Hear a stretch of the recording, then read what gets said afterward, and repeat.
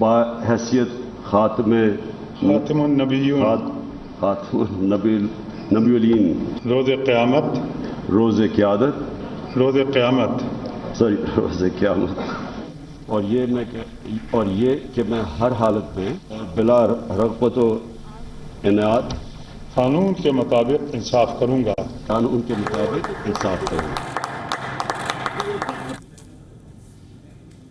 This is how he began his tenure as the Prime Minister of Pakistan. He fumbled and swapped the day of judgment with the day of leadership. Today, on the 18th of August, he completes 2 years in office. 2 years, and we are yet to see the day of leadership. We are still waiting for Imran Khan to be accurate because he still keeps fumbling, not just in speech, but also in governance. Nonetheless, it's a big day for him, so let's be nice and get you a report card of how the Prime Minister of Pakistan has fared in these last 2 years.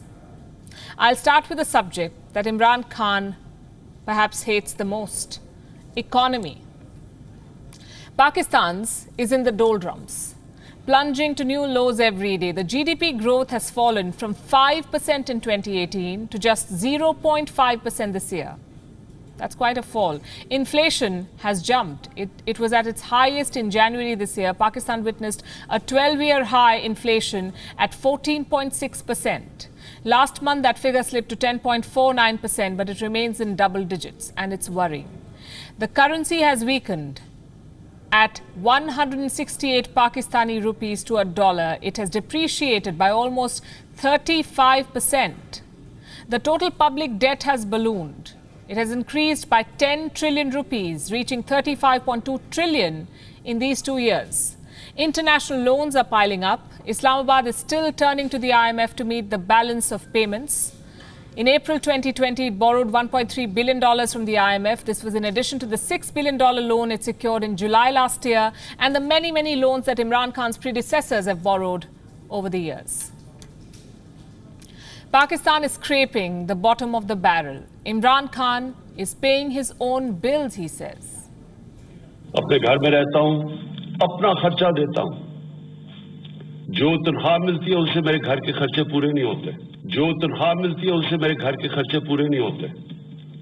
लेकिन क्योंकि हमारे मुल्क का मुश्किल वक्त है, सारे खर्चे अपने घर के खुद, कोई कैंप ऑफिस नहीं। What about Pakistan society? Well, it's still shackled by hate and bigotry. The minorities still have no place in Pakistan. There are no exceptions. Be it the Shia Muslims, the Christians, the Ahmadis, the Hindus, the Sikhs, all of them remain perpetual sufferers of violence and discrimination. I have some figures for you. Since August 2018, at least 31 members of the minority community have been killed in Pakistan. Just last month, we got the most telling example of how radicalized the society has become under Imran Khan. On the 31st of July, an American citizen, a former Ahmadi Muslim, was killed inside a courtroom. He was shot 6 times in front of a judge before he could be placed on trial for blasphemy.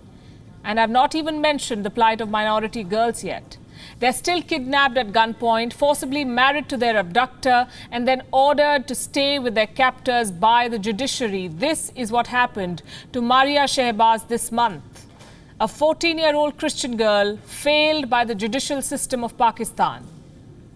And speaking of failed systems, the Pakistan Foreign Ministry is headed towards collapse. Shah Mahmood Qureshi, the foreign minister, and an acute case of foot and mouth. He's now on the verge of being sacked.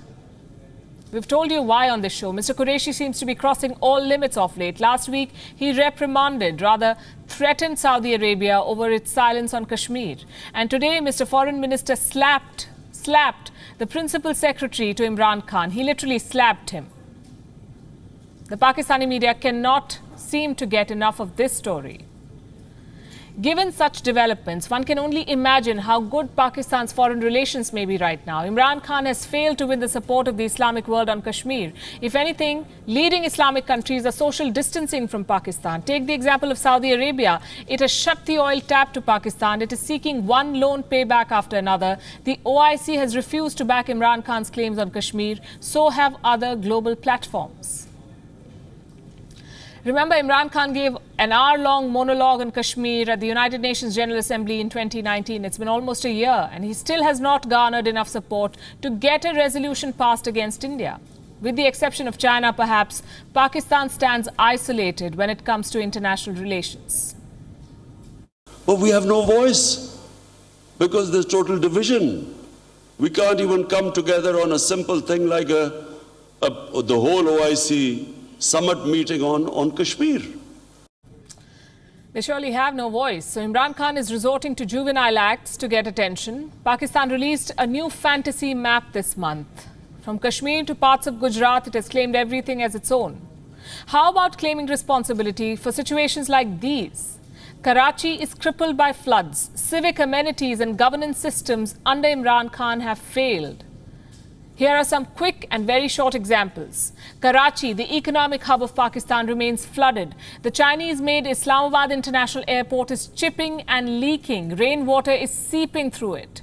There's corruption in the China-Pakistan economic corridor. Chinese laborers are thrashing Pakistani soldiers over small disagreements.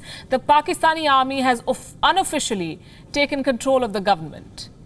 Islamabad is ceding whatever little political space its civilians had to military generals. Pakistani diplomats have become a national embarrassment.